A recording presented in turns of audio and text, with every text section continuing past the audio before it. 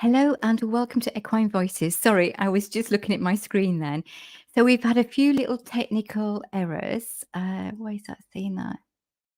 Okay, I hope that's shared. Okay, I'm assuming that this is on my Facebook page.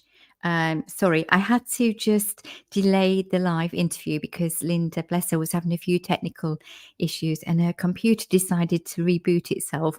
So we had to wait for that to get ready. So I had to change the time and then everything else sort of goes to pot, as you know. But anyway, we're here now. We're here and Linda's here. She's just waiting to come in. So welcome to Equine Voices. My name is Ronnie, and this is our live interview with Linda Tellington-Jones. And I'm so excited to chat with her. But I first have to just say a little bit of how this came about. So for my regular listeners, you know that intuition guidance is a big thing with me. And how this came around was I was doing something on Facebook and a post came up from Linda on one of her group pages. And I was looking at it and then I carried on doing what I was doing. And something just said, send Linda a message. So I thought, okay. So I sent her a message saying, hi, my name's Ronnie. Would you like to be a guest on my podcast? And a little bit more information so she could see who I was. So I did that. Then I sat down because this was one evening, and the phone started ringing, and I looked at my phone thinking it's an American number, so out, it's a States number. So I ignored it, and then when I went back to listen to the voice message, it was Linda. She left me a message saying that she'd love to be a guest. So that's what happens when you listen to your intuition. And here we are today. So without further ado, I'm going to bring Linda in so she can introduce herself because we're already running a bit late. We're going to talk about her work, her horses, but we're also going to talk about intuition, and that's how that's been a big influence in her life. So without further ado, and I can catch my breath then, I'll bring in Linda, and here she is. Thanks, Ronnie, and hi, everyone. This is really fun for me, particularly to address the subject of intuition, because it's not something that we, necessarily comes up every day. It's the fact that I'm here with you and I have developed this body of work that we now call Tellington TTouch Method, is due to intuition. And I just want to tell you some stories. First of all, for those of you who don't know me, I've had the blessing to have a long life with horses. I'm 86 and I started riding when I was 6, which is quite late for many of you. So, but it was 6 years old because my father had to go to a riding stable and buy a horse for me to carry me to school in rural Canada. We were outside of Edmonton, Alberta, Canada, and we didn't have school buses in those days, and it was a couple of miles to actually walk to school, and I was only 6. So my cousins also rode to school, and they were up the road like a quarter of a mile. So my dad went to the stable. This sales guy, pulled out a horse and put me on it, and the horse, it was in the arena, and the horse promptly just walked back into the stable with me, and my dad bought the horse, and I rode to school, for the next 6 years of my life. And it's so interesting because I don't ever remember anyone telling me anything. I rode bareback. I'm sure my dad must have bridled my horse for me in the beginning, but we would ride to school. We had a barn. Horse went in the barn and just waited for the day, and then I rode home, and then I'd ride more with my cousins. And when I was 9 years old, I had my very first riding lesson when we moved closer to Edmonton, and we drove by this stable that had a big quadrille of horses practicing for the Edmonton Horse Show, which is a huge, 9-day horse show, day and night. And I started riding there, and I asked if I could trade for lessons. But the riding teacher asked, had I ever ridden a horse? And so she put me on a horse. And when she found out, I'd been riding every day, I was the kid who got to start the ponies. And she had a lot of really good ponies, show ponies. So anyway, I went on and I was very blessed to have a 9-month residential school for riding instructors and trainers from 1964 until 74. And this little book right here has to do with intuition. And I wanted to bring this up because for my 30th birthday in 1967, I saw an advertisement in the San Francisco Chronicle newspaper that said for $5, you can get this. It's called An Astrological Psychoanalysis of You by Fritzi Armstrong. And it was said that this computer was in the basement at Stanford University, the first astrological chart done on a computer. So this is actually like mimeographs. Remember, some of you, of course, you remember this. It's 98 pages of mimeograph stuff. But what stuck to me is the statement that in my lifetime, I would develop a form of communication that would spread around the world. And in order to do so, I would have to learn to trust my intuition. So I immediately went to our library, and my husband was 20 years older than I, Wentworth Tellington, and had a deep interest in science and spirituality. And so I just reached up intuitively, but not thinking that was intuitively, and just pulled down a book, and it would actually happened to be a Rosicrucian book, which my husband was studying at the time. And I looked up the definition of intuition, and it was unlearned knowledge. Now, today, I understand that in a very different way, and it's the fact that it's out here in the quantum field.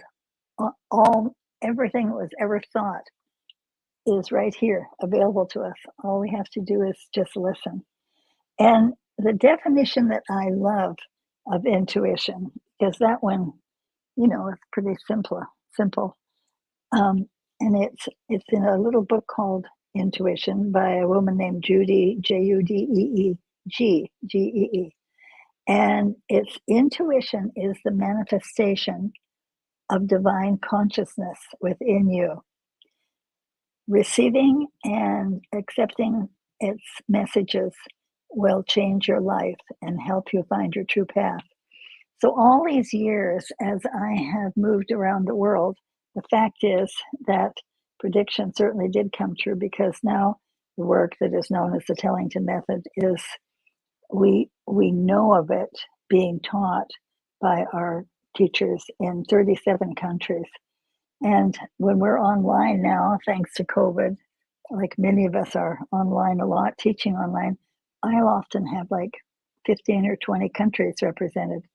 And I'm quite sure if I hadn't really paid attention to that and listened for the small signs of, okay, when decisions come up, which way do I go? How I used to feel about it is I feel like I was like a fairy, and I had these little like antenna. Fairies don't have antenna. I don't know where I got that part, but anyway, that's what came to me, Ronnie. And I'd say, okay, wait a minute. If I go that way, what's the feeling? Or that way, and I would try it on, you know, what the decision was.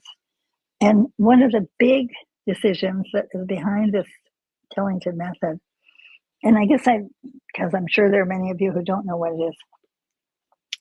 This is a body of work that works. I first developed it for horses, and at the time, and when we first presented this with my sister Robin Hood, it was known as Tellington Equine Awareness Movements, because we were first doing it with movement.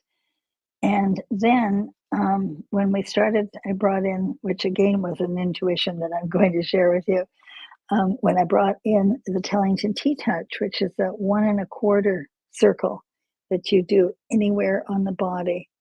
And what it does is connect with our cellular with intelligence. And so when I first, once we brought that TTouch, these 1 1/4 circles, into the work, what happened is we decided to call it the Tellington Equine Awareness Method, not movement, because it wasn't just movement. And then when we started working with dogs and many, many other animals in zoos, and I've worked with many animals, that's when we changed it to Tellington Every Animal Method. And then over the years, we just shifted to the Tellington Method. So what's really some of the movements along the way that that really stick out in my mind is first of all, I had a wonderful school for riding instructors, and people came to me from 9 countries and 36 states in the years between 1964 when we started it to 74 when I shut everything down and went to Europe and started teaching there. And so I want to know where I want to jump. So we had this wonderful school, and what started to really bother me, this is in the late 60s, I started to have this feeling that, holy mackerel, nobody's listening to the horses. You had all of this stuff that we still have a lot of, this running the horses around until they're tired. I certainly did it in the beginning to some degree because I could get a horse to come to me that way. But what we wanted to do was develop a way that a horse would learn to think instead of just instinctively respond. And where that came from was the fact that in 1975, I enrolled in a course at the Humanistic Psychology Institute with Dr. Moshe Feldenkrais. And it was a course to learn the Feldenkrais method for humans. If you don't know the Feldenkrais method, there are many in the UK that do this work, and it's beautiful, incredible work.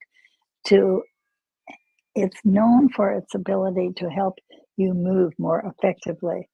And I was interested in it for my writing students because I had done a session, just 1 hour session of the Feldenkrais Awareness Through Movement session, where when I got up off the floor after being led through these really gentle movements, I had a completely different relationship to my pelvis. And in those days, before centered riding and connected riding, and some of the riding with awareness that you now have available, we get in, depending upon what discipline you were riding, you kind of be in one position. And my husband, who graduated from the last cavalry class for officers the year I was born in 1937, his way of teaching students to get their shoulders back, and he certainly gave me a lot of lessons, was to put a stick, like you put your elbows back and put a stick there, and it would keep your shoulders back. Not a very organic method. And it certainly does things to your back that's not so good. Anyway, I enrolled in this Feldenkrais training with Dr. Moshe Feldenkrais, and in the very thinking I would help my riding students become more mobile. And in the very first day of the training, we were all lying on the floor doing what's called an awareness through movement, a Feldenkrais awareness through movement. And Moshe Feldenkrais made a statement that I was lying there, and I made my ears prick up. I felt like a horse. I thought, wait a minute, if this statement is true for a human, which is what we were learning, could it be true that it also works for a horse? Because he made the statement that it's possible for a human to learn using one experience, moving the body in these gentle, non-habitual movements that activate new neural pathways to the brain, therefore allowing us to have more capacity for learning, because that was his real passion. And so I was thinking, what could I do with a horse that would be non-habitual, move them in a way that, they wouldn't move themselves, that would be gentle. And so that afternoon, I went out, and I had just met a guy who brought down a bunch of horses from Montana. And one was and I called him and I said, do any of these horses have habits that you would like to see changed? And he said, well, I bought this 16-year-old broodmare, and it's so annoying because every night when I go to bring her into the stable, for the night and to eat, I have to chase her down to catch her. Not logical, but that's the way it was. That was her habit. So he chased her down, caught her up, and brought her to me. Now, I want to show you something here. I should have pulled it down before. I can't see it right there, but it's a little booklet that we wrote at our research farm in 1965, and it's physical therapy for the athletic horse, because we had already written a book. As far as we can see, it's the first book in English on physical therapy for horses, and it was based on the work of my grandfather, Will Kaywood. And it had to do with these short little strokes done over the whole body of the horse. And what it allowed him to do was to be a very successful racehorse trainer. Another long story, Ronnie, because he was an American taken to Russia at the time to ride the horses of an Austrian racehorse owner. And he liked it so much he stayed on, and he won the prestigious award in 1905 of leading trainer at the Moscow racetrack with the most winners. And he said that he was successful in this way because he, first of all, two reasons. You'll really get a kick out of this, because we think that animal communication is something fairly new. But he said that he never entered a horse in a race unless it told him it was feeling fit enough to win. And and the second thing was that every horse in the stable was rubbed, what they call rubbed, with these short little strokes over the whole body of the horse. So that was, my husband interviewed my grandfather, and we wrote this booklet on this physical therapy for athletic horses. And we used it with our endurance horses because I did a lot of 100-mile endurance riding. And in 1960, I set a record for you'll laugh, for those of you who do endurance riding, this will make you laugh. I had the first person to ride 200-mile rides in one season. I mean, it's normal now. I know of horses that'll go 700-800-mile rides, endurance rides.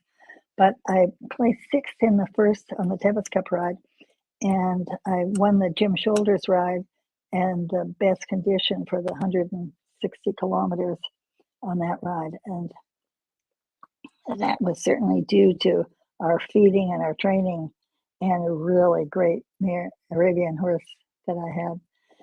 So the thing that's interesting, so we caught this mare up, this horse that had a bad habit, and we wanted to see, could you really do something on the body that would change behavior?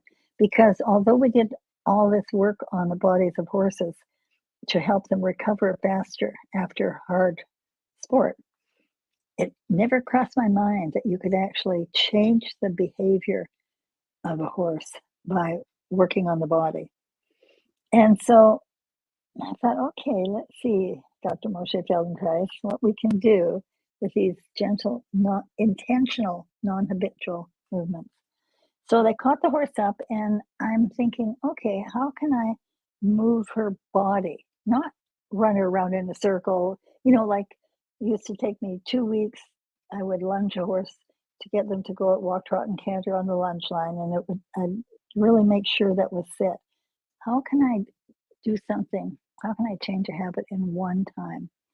And so we had already been moving the legs for improving performance, but never with the intention. And this is what we're talking here about, I believe, is energy. Because it was the intention. How can I move this horse so that it will give her a new awareness of herself and activate new neural pathways? And so we've done lots of stuff with legs and heads and necks, but I started doing it with a different intention. And I'd like to introduce this to you all. You see, the role of energy, this is all about energy. The intention is all about energy. what was my intention? I could visualize these new neural connections and a new awareness. So I just was exploring, and I didn't have the intention of changing this horse. I had the intention of giving her new information, and let's see if this makes a difference to her. And so I maybe worked for, I don't know, maybe 30 minutes all over the body, just in ways that she accepted and was okay to her. And the people watching me thought I'd hypnotized the horse. And so I went home, didn't think anything more about it. And the next day, this guy named Ted called me and he said, "You know what? I don't know what happened, but when I went out to catch it back, we turned the horse out after. And when I went to catch her, she came to the gate for the first time. And when I led her into the stall, instead of diving for the hay in the corner, she just kind of stood by me like, do something." And I thought, that's pretty interesting. And that summer after our classes, as we had like 4 Mondays through Thursdays, 10 to 4, we had the Feldenkrais work, and then we'd have the time off. And I would go and work on horses in all these different ways of moving their body. That's where the labyrinth came up. If you saw that demonstration, Ronnie, I don't remember it when you saw it so many years ago, but I would have for 28 years sure. ago. 28 20 years ago. That's a long time. It's a long time, and I certainly would have been featuring the labyrinth, because laying out the type of Tellington labyrinth that we do, it's not really a labyrinth. It's not the spiral labyrinth. I don't know why we call it a labyrinth, but that's just what intuitively came up for me. And so what we found, when we take the horse in the boundaries of this form that we make, that what happens is suddenly they're focused. I love it when somebody brings a horse into me. Sometimes horses have come into me into an arena with 2 guys leading them, and they hand them over to me, and the horse can be like focused everywhere else, all over the place. And if I just have my wand and the lead and walk in that labyrinth, as soon as they get in that labyrinth, there's focus. Now, if you were at the demo, Ronnie, that I think you were at, I wish you could remember this. I have pictures in one of my books of this, but one of the horses that I was working with was a Grand Prix dressage horse, and was very, very spooky. Actually, it wasn't a Grand Prix; it was an intermediate, and so would shy at any movement in the crowd, which is a real problem, or the waving of flags. And when I brought him in there and he saw the poles on the ground, man, he wouldn't come anywhere close to them. So what do? We don't push the horse to go through. We say, "Oh, I see. This horse is really nervous about this. How can I help him understand what it is that we want?" That you can look at a new situation, and instead of wanting to spin and run, you'll have the trust to stay grounded and stop and breathe. And to do that, we just stroke them all over the body quietly with these white dressage whips.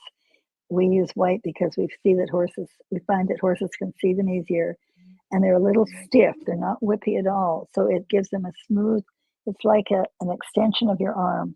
And you reach out and you just stroke this horse all over. Now, in many horses, when I start to do that, you can't do it at all. You have to let them move a little because they're so afraid of that. And if they're terrified, I use something easier to start with that doesn't frighten them. And anyway, with that horse, what you would have seen, we had to widen the poles. Instead of 4 feet between them, we had to spread them out 3 times wider in order to him even to approach, because he was so afraid of things on the ground, which to me means like he was really tight in the neck, and I believe that affects the optic nerve. And the head would go up with anything new. How many of you have seen this? Of course, you recognize when your horse is startled, the head goes up, and not only does it put extra pressure on the optic nerve, so I think they don't see as well, but as soon as that head goes up in that way, they're into the sympathetic nervous system state of fight, flight, freeze, faint, or fool around. And they can't think. It's that control of the amygdala. And as soon as you can bring the head down quietly, so you're not tying them down, because that won't work, but to bring them and invite them down so that they can lower the head, then you can get them to come into the parasympathetic state of rest and recovery and think. And it shifts the person, it shifts you from the connection with the amygdala to the forebrain, so you can actually think and learn. And the same thing happens with the horse. This is when they can think and learn. Instead of running them around until, they're sweaty and tired, and you think they're going to learn from that, you don't learn through fatigue. It's just quiet movements. And so because I've had so much experience, and because I wound up catch riding as a teenager in these big shows, riding horses of other people who weren't confident in riding in big shows, I could do a lot with horses that other people couldn't do. And my interest was, well, how can we chunk this work down so that anybody can take their horse and start them under saddle, for instance, never without bucking, never running around out of fear. And that's what we've come up with this method. It's really exciting. So, Rainey, I would really like to give a little space and see if you have any comments or questions from what I've said. Okay, I do. But first of all, so I'm just going to show people. So this is Linda's book that I bought 28 years ago when Linda came to the UK to the NEC Centre in Birmingham, I think it was, which she kindly signed. And it was, and I think I remember the horse that you was talking about. I do remember that I do remember vaguely what happened there. But actually, what I just want to ask before we go any further is, I don't think this has gone live on Facebook for some reason, and I can't mess around with it because I don't want to cut off this video. So if anybody can share it to their pages, you can see this on YouTube. But again, I'm going to try and share this on my page from YouTube. So I think what I'll do is I'm just going to, so please forgive me and just bear with me a second. Well, and while you're doing that, I'm going to try to get it up on mine. Yeah, it's such a, I it's forgot so annoying. Too, we didn't. It's so if I share that. Do I go live video? Do a live video, or how do I do this? I don't think, because it's not gone live on my Facebook page, it might not be on yours now. So I'm just going to share. I'm just going to share, copy that, and share this on my Facebook page now. So bear with me a second. So for anybody that's watching this, obviously you're going to be on YouTube. If you don't mind sharing this so people can watch, hopefully. I wish there was a way you could share that with my Facebook. So I can share this. If I go into, I can share it on your Messenger. Can you go to Tellington TTouch Messenger? World? Yeah. World, because that you can share on that. Can I share it on there? Yeah.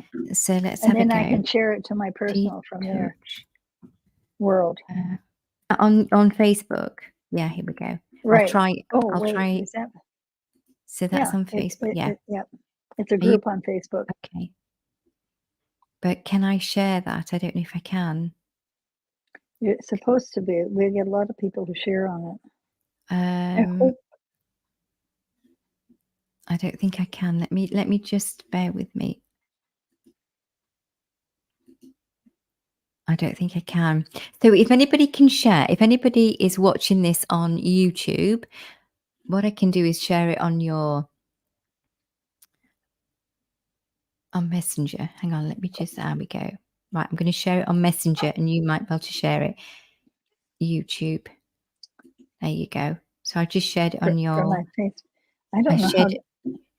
I shared it on Messenger. Yeah.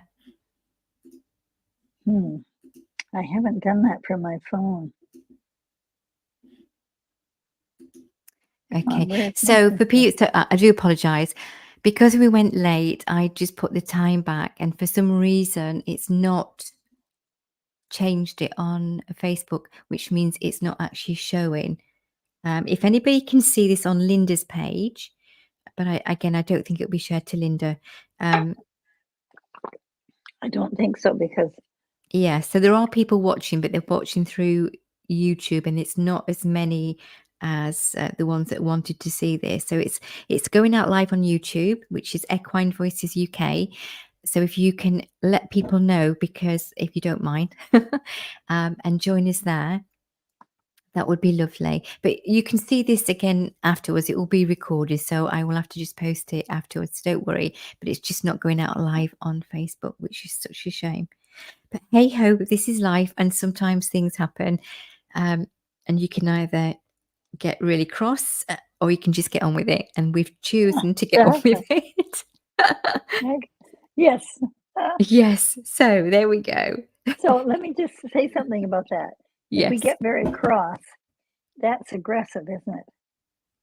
And something that I want to tell you that changed my life with horses and all animals was a statement in the Course in Miracles that I was teaching that course in 1982. And I came upon a statement that said, aggression comes from a place of fear and is a cry for help. Mhm. And when I read that, what flashed through my mind were a horse that I had really gotten after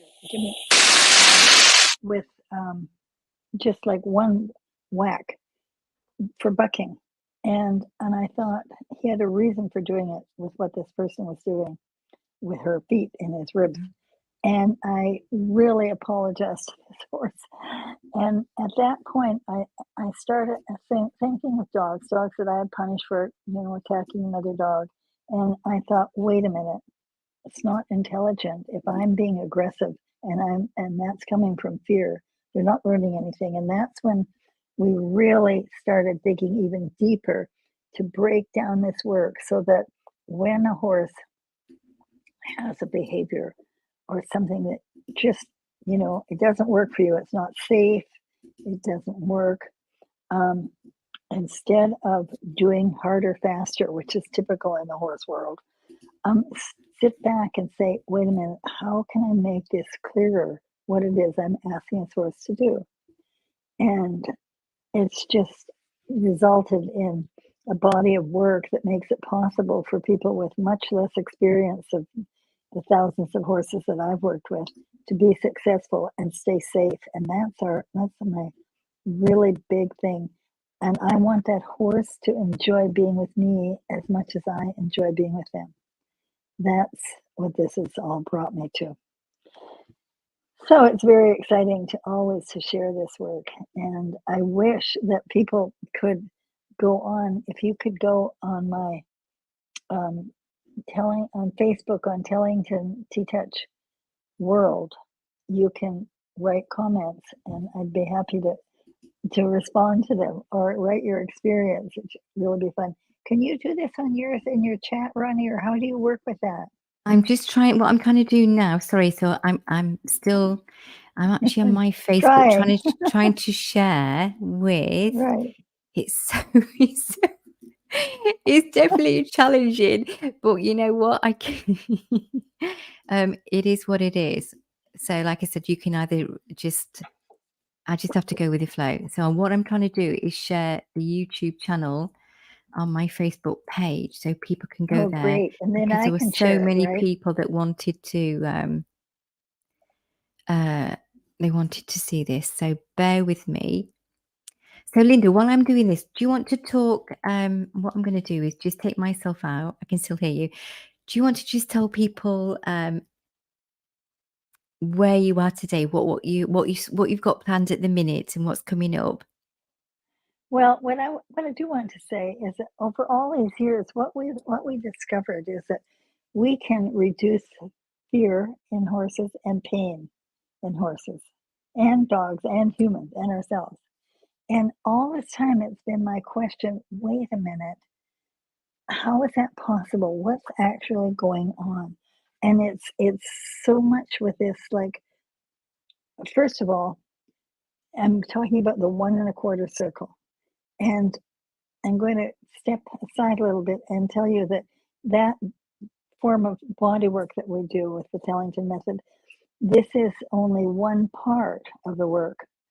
We also have the work that we do with horses on the ground and dogs and horses on the ground, working through different elements that we call like in German, it's a learn parkour. It's about learning. In English, we call it the playground for higher learning because it is a way of getting the horses grounded, giving them boundaries, safe boundaries, getting them to go under things, but not pushing them. It's learning with respect. And it's not just this concept you hear, well, the horse must respect me. We must respect our horses. And what does that mean? The respect comes from the word to see. When a horse says, "Ah, no, I'm afraid of that," instead of saying, come on, you can do it, and push them through, which is the tendency in the beginning. All we do is make them hold their breath more and get tighter in the body. So when we can use our breath and say, wait a minute, how can I show this horse what it is I want without getting faster or harder or tougher, more disciplined? Why can't I just get smarter so that horse understands what it is and can do it? And that's what we do with these work that we do on the ground, a labyrinth and many different surfaces. And then it's different equipment that we use. Our balance ring that it's a line that we put around the neck and use it in conjunction with whatever bridle you're using, so that it's not just on the head that you're communicating with your horse. It's also just touches on the chest, so that they can come back into their body, and it's really brilliant.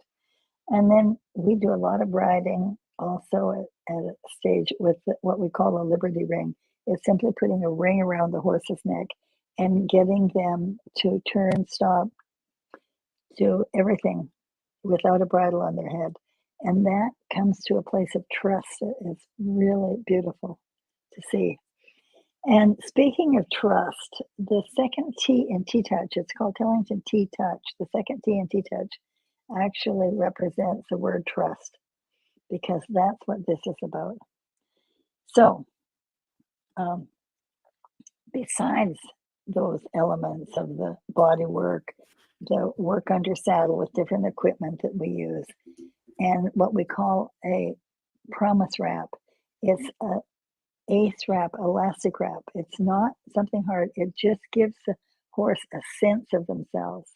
Now people have been copying this for years with various tarot bands and things, but that doesn't give them the same intention of support to get them to move themselves instead of the band moving the horse. So we do all of this stuff. And what's also really important is the aspect of observing. Watch your horse. What is the level of the head? How are they standing? Are there 4 feet under them? And if not, you can change. And if you've got a horse who has a behavior that, doggone it, it's really you're wrestling with it, check to see, is that horse standing laterally or diagonally? When they're standing laterally, with like left front forward and right and left hind forward, then this gives them a whole different way of being. And you can change that with what we do with the leg exercises, with the lick of the cow's tongue from the belly to the back, with so many things that we do, just with this very gentle work on the tail that gives them a connection behind. And all of this is something that you don't even have to do. You can do like 10 minutes a day. And the beautiful thing is the work is accumulative. That's what I love about it. So besides observation, body work, equipment that we use, the riding under saddle that we do with this various equipment, and the elements to give horses boundaries and grounding and connection. There's another aspect, and I have not been teaching this until recently because I'd kind of set it aside and it's really essential, and that is energy, the word energy. And the reason that I quit using it, it's in my very first book. I talk about how you can affect your horse by just what you think and looking at them and affecting this in a way. But what stopped me over the years, when I did the 4-year Feldenkrais training with Dr. Moshe Feldenkrais, one of the things that he said, it was in San Francisco in the summer of the first year, and everybody was doing energy work. And he forbade us to do that, to even talk about it, because in those days there was no definition for it. But now, thanks to quantum science, we do understand what energy is. And one of my favorite definitions of energy is in a book called Spontaneous Healing of Belief by Greg Braden. It's so clear. He says that energy is every thought we have. How many of us have you heard people say, oh, well, that horse bites. Once a biter, always a biter. I've heard this by some really people with a lot of experience who should know better because we can change them. So every thought we have, every feeling we have about that horse, every emotion that we carry, and every belief we have, the belief is, yes, we can help this or not, or that horse is stubborn, or these labels, dominant, these labels we put on them. That's all energy, and it really affects the horse. So when you know that, that's what takes practice, is say, wait a minute, what can I do to help this horse do what I ask him in a safe way that's comfortable for the horse, that makes the horse feel as good as I am, as I do. And that's my big thing. So, my dears, that's a little touch into this work. I would like to tell you 2 other times in my life where intuitively I knew that that's my direction. It's totally influenced me.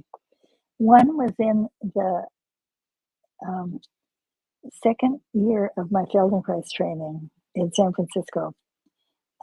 Dr. Feldenkrais recommended a book that we read, a book called Man on His Nature. It was written by a Nobel Prize laureate, Sir Charles Sherrington. And Sherrington made a statement that completely directed my life.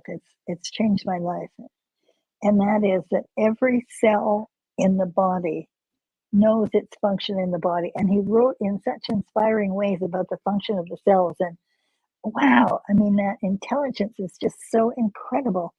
And I could remember where I was sitting at the moment. I was sitting in Morvenpick restaurant in Stuttgart, Germany on a winter day in February, cold, rainy. And I remember putting the book down and sitting up and looking at my hands and thinking, wait a minute, when I don't yet know how to do this amazing Feldenkrais work that we'd seen Moshe Feldenkrais do miracles with people, a woman who'd had a stroke like years before and couldn't use her hand effectively, and in 20 minutes could have a new way of functioning and actually moving. We didn't yet know how to do that. But I said, okay, now all I have to do is say cells to my cells. Just remind this body, whether it's a horse, a person, whoever I'm working on, of the ideal function at the cellular level. And because what's known now is, I mean, it's been known for quite a while, is that every cell has hundreds, like tens of thousands of functions, and they know specifically what that function, how that function is, how it works. But what isn't known, and this is the miracle you all, I think intuitively should really catch on to. The miracle is that nobody, none of the scientists can say what's behind that intelligence, that cellular wisdom. And in the latest book I've read called The Song of the Cells, it's a book about research through the centuries on cells, on cellular intelligence. What they all agree on is that there's some form that is behind this. It's a level of consciousness or intelligence. And in this little book, I love this little book. It's just called Uncommon Prayer by Ruth Miller. And the concept is, that she writes about, is that in between the stuff that makes up the universe in the quant is not just empty space. Holding it all together, the stars, everything in the universe, is a wonderful, rich quantum field out of which emerges in orderly patterns all energy and all matter. Matter is everything that looks to be solid, but they know it's not really from quantum science point of view. And then most scientists call this intelligence or consciousness. Not many scientists, not most, many. And the rest of the world calls this God or source or divine consciousness.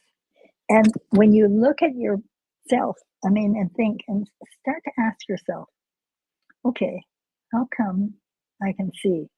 How is it that my blood flows? What is behind that? And when you recognize that this is like universal source, divine consciousness, nothing to do with religion. It's just, we're miracles, is the truth. Our horses are miracles. And from the energy point of view, and from the Tellington philosophy point of view, when you look at your horse and you see, oh my God, this horse has a problem with doing this or that, instead of thinking that negative thoughts, think, what can I do to help this horse function more effectively through the body, through its mind? And so our real interest, my interest is bringing balance, mental, physical, and emotional balance. And it starts with us, you all, because when we come into a place of balance, then this is a reflection for our horses.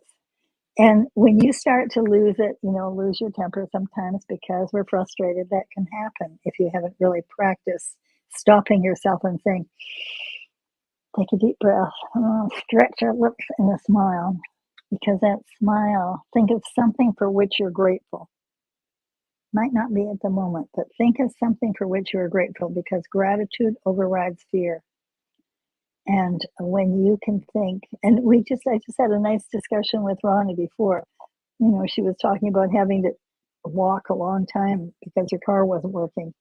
And instead of thinking, and moaning the whole time about it, okay, what can I do that's useful in this time? Now, I can think of this beautiful nature I'm in. I can think of the fact that I have the blessing that I can walk, that I have those horses, that I have the feed to feed them. This is where she was going. And just shift to think of, wait a minute, how can I shift something that isn't working into a state of gratitude? And that's what's behind all of this. And so one of the things I realized, I've been asking myself over and over all these years, how come we can reduce pain and fear at this, in ourselves and animals with this 1 1/4 TTouch? And one of the reasons that I understand now is it's like taking with this, moving the tissue in 1 1/4 TTouches is like taking a key and unlocking a door that allows us a connection with that cellular intelligence in every cell in our body that knows its function within the body, that divine intelligence that we are, that our horses are, that are all a part of us. And just, we have found all these techniques that we have with the different ways you use your hands and the different contact and pressure that activates, supports that cellular intelligence in the body. So that's one of the aspects. That was beautiful. That was so beautiful, Linda. That was so, even with all the technical stuff going on and trying to do things, that was beautiful, absolutely beautiful. Now I know why I wanted you to be a guest on my podcast. As you were talking there, so when when I'm talking to people, sometimes I get information that flows through, or it's just a sense of something. But as you were talking about the connection, about the slight movements, what I was getting that was coming through was the heart resonates with such power and such beauty and such strength and such energy that some things cannot be comprehended.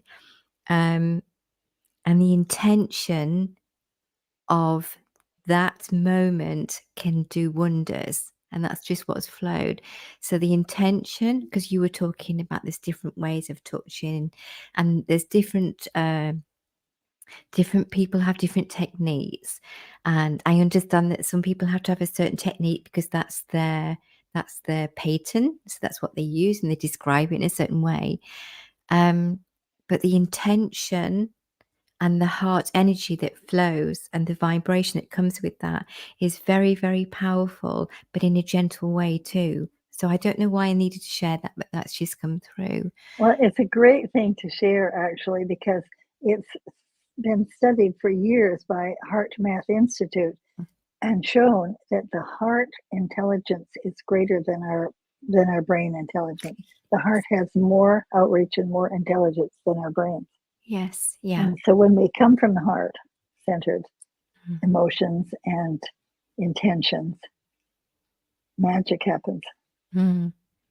And I've just got the key to that is each cell, each molecule recognizes that signal, recognize that resonation, and it's almost like, okay, I'm listening. That Yes, was, I'm yeah. listening. I wasn't Right. expecting that tonight. That's beautiful. I just want to share one more thing for those who are interested in the Tellington method. Please do, And please do. I want to tell you, like, I had this 10-month, this 9-month residential school for riding instructors and trainers from 64 to 74. And then I shut down and I sold the horses and I went off to Europe because I felt I had to do something else with my life just because of so much misunderstanding that I saw in the horse world. And then I signed up for the Feldenkrais method, thinking it was going to help my riding students, not realizing that it would actually completely change the way I looked at horses after all those years of successful showing and competing and training. And then in 1985, I had another moment when I was doing a weekend workshop at a veterinary clinic in Delaware in the US. And one of the vets had a hunter, a mare, 12-year-old mare that they used in the hunt field, but she was really puzzling because they couldn't figure out why she was so reactive. She came with the grooming equipment. She would pin her ears and try to move away, and with the saddle, it was the same way, and she was really resistant. And in those days, we're talking 1983, veterinarians didn't have now what they have now. They didn't do osteopathy and all of the stuff that's done. Very little acupuncture. It was just the beginning with horses. And so all they had done with this mare is x-ray her from the knees and hocks down, and they couldn't find anything going on. Nothing to do with the neck, back, all the stuff that's checked now. And so I was asked to look at this horse and see what I felt from the Feldenkrais point of view. Because the head vet, Dr. Matthew McKay Smith and Dr. Danny Marks, both knew me quite well for years. And so when I put my hands on this horse just quietly, I just walked up quietly, and she was in the cross ties, putting my hands on her rib cage. And she just got really quiet. And her owner said, "Okay, Linda, wait a minute. What's your secret? Why is this horse not resisting you?" And I said intuitively, "Ronnie, don't worry what I'm doing. Just walk up, put your hand on the shoulder and push," I said. "Push the skin in a circle." I didn't say a circle and a quarter, which it ultimately came to, but push the skin in a circle. And when I did that, I thought, okay, what's that supposed to mean? Because I had no idea if it would work. I certainly never done it before. And she walked up and did it, and the horse stood really quietly. And so I said, just move on a parallel line. Just follow that line back along the rib cage. And she did that. And then we did another circle along the rib, just, along, running parallel to the spine. And the horse stayed really quiet. And in that moment, I thought, holy mackerel, it takes 4 years to just begin to understand this fabulous Feldenkrais work and for people.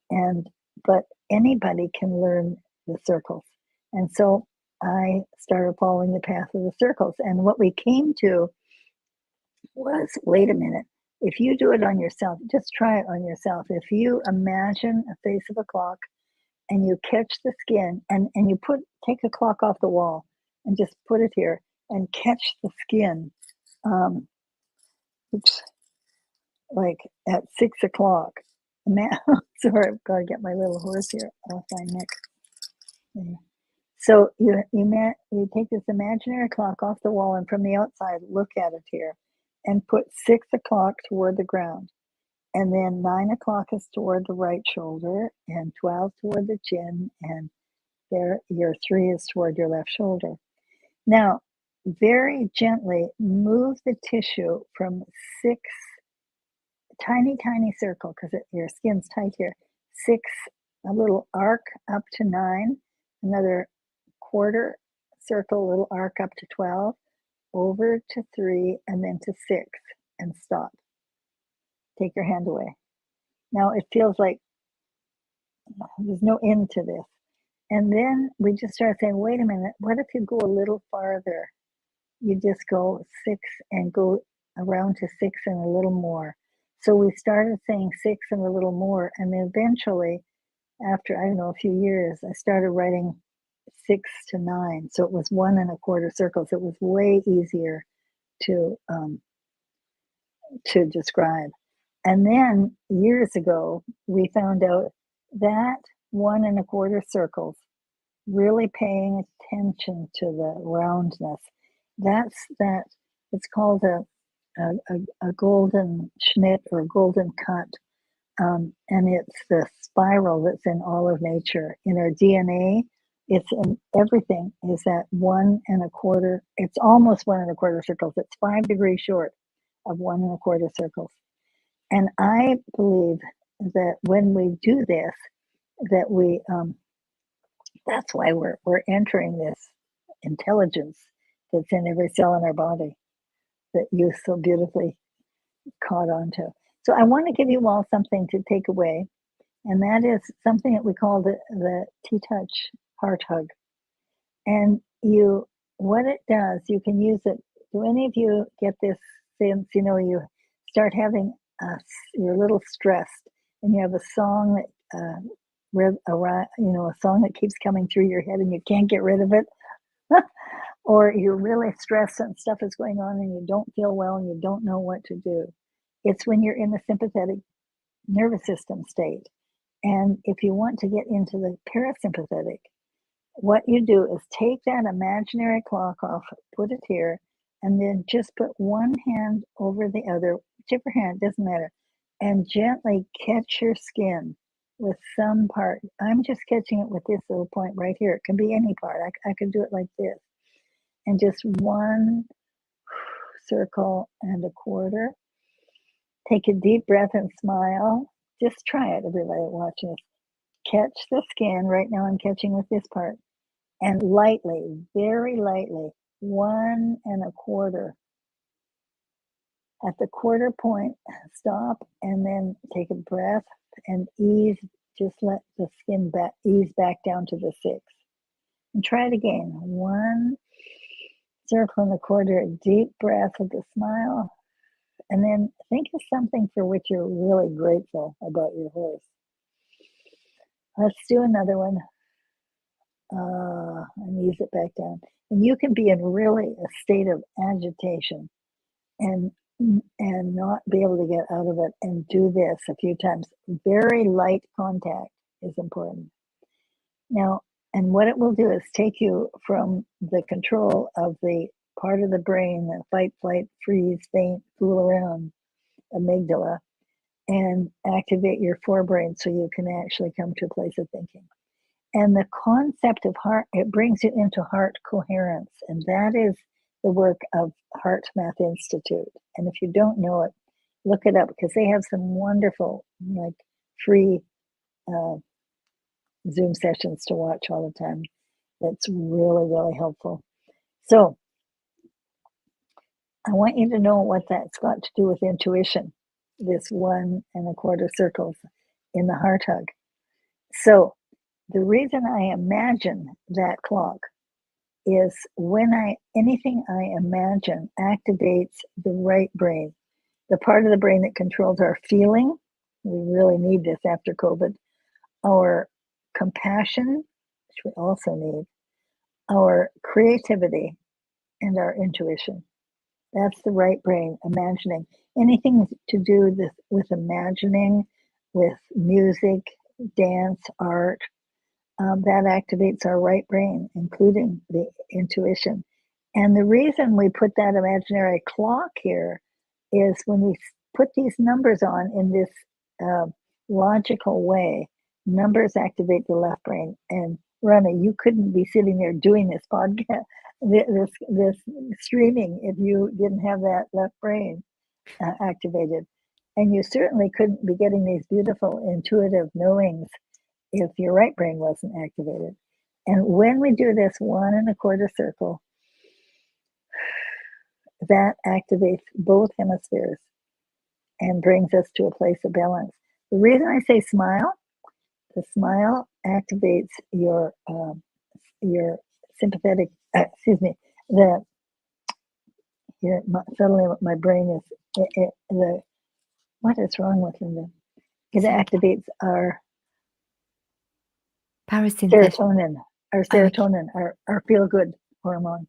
And the reason you want to do very lightly is the lighter contact activates the most oxytocin, which has been shown with huge studies with massage therapy. And the light contact is what activates the most oxytocin. And the oxytocin is now being called our trust hormone. So go out and play with your horses, explore. And it's about moving the skin when you do the TTouch, Tellington TTouch. It's not going over the skin. That doesn't get you the same effect at all. Gratitude, Ronnie. I'm very grateful that you were so patient with me with all of my technical stuff going on. Oh no, don't worry. It's it was mine, and I'm just really sorry for the people on Facebook because it hasn't gone out on Facebook. But I will share. I've already shared, but I will share it again. But it's just nice that people, because they can come on and ask questions. There are some comments. I don't know if you can see them on your. Can you see Oh, I them on haven't. your I screen? don't dare to look when I'm You just don't see. intuitive. Where are the chat? I don't see where I. So there should be a comments section, and you should be able to see them. Comments. Okay, I see there. So I can bring it on screen. So yeah, let's do that. if you want to answer, so for the benefit of this as an audio afterwards, my horse has an asymmetry due to an old pelvic injury. His spine rotates to the right during movement, and there is an injury to the back of his head. What can I apply from TTouch? Sorry, I was reading the comments and not listening to you. I just read it out loud because this is going to be a podcast for audio only. So for the benefit of that, I read it out loud. Yeah, so read it again, please. Okay, so my horse has an asymmetry due to an old pelvic injury. His spine rotates to the right during movement, and there is an injury to the back of his head. What can I apply from TTouch? Well, first of all, look at the beauty there instead of looking at the problem. Start with the energy of that and think, wait a minute, what are all the things I love about this horse? What are all the things that he can do right aside from the spine? And then just start talking to the body because this takes, of course, there's much more that you can do with all your physio work and all of the stuff that people do with horses that you can do.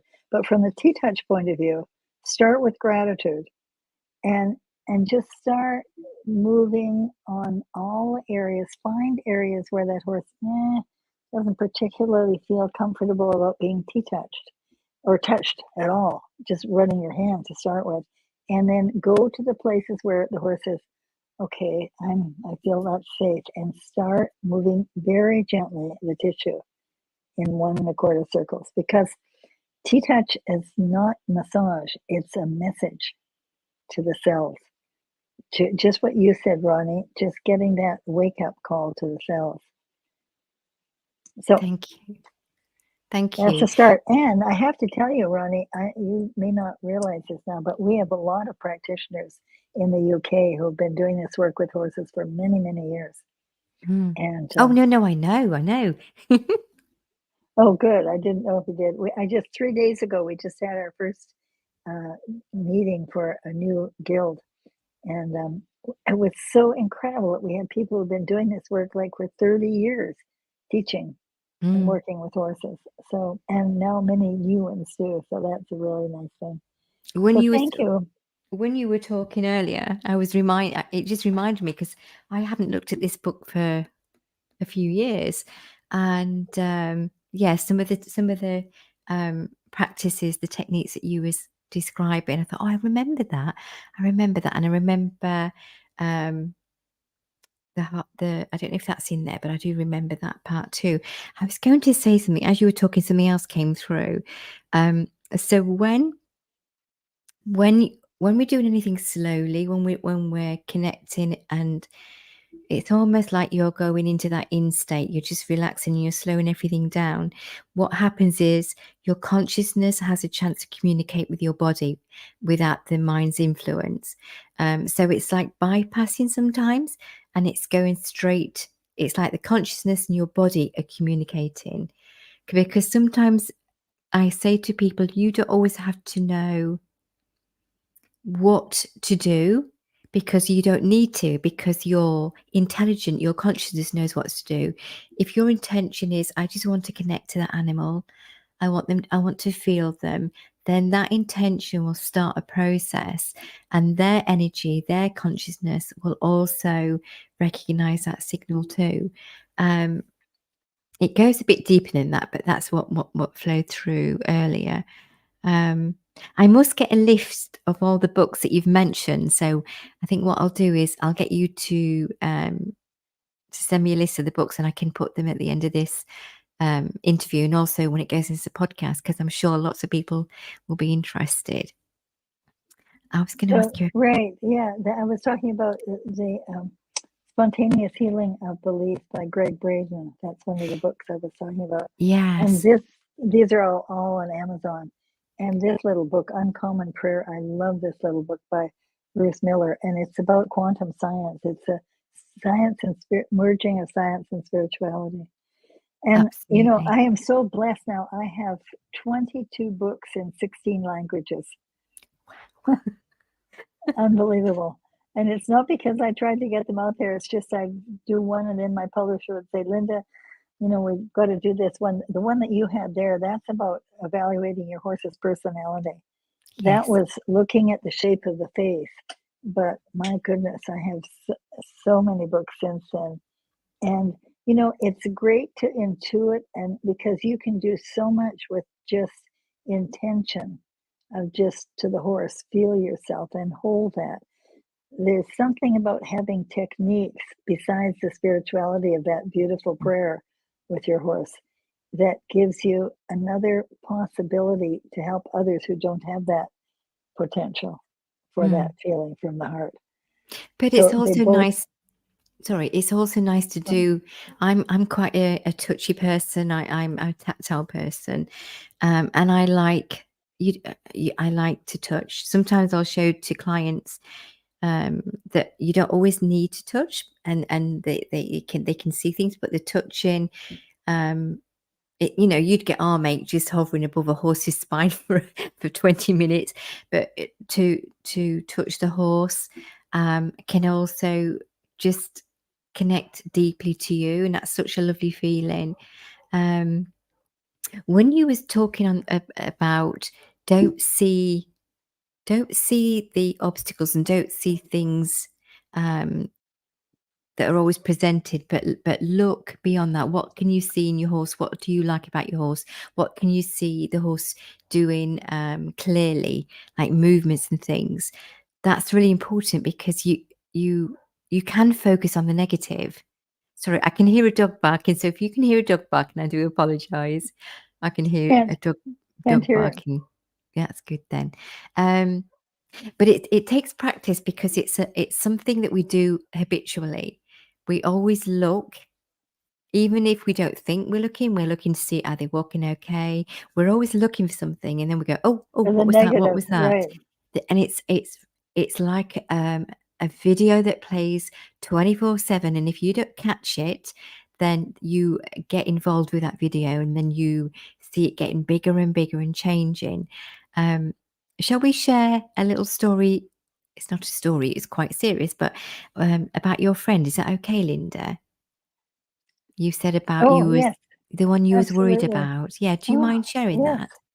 No, I don't. Actually, I was, for the last week, I've just been beside myself because I was certain, looking at the picture of the map of the fires in Hawaii, that I had been in that area that was burned, and I thought that's where my friend Lily lived, and I was certain that she was gone. And then I suddenly woke up this morning and thought, that is crazy. We create our reality. Sorry, but I'm going to hold that she's totally all right and stop focusing on this.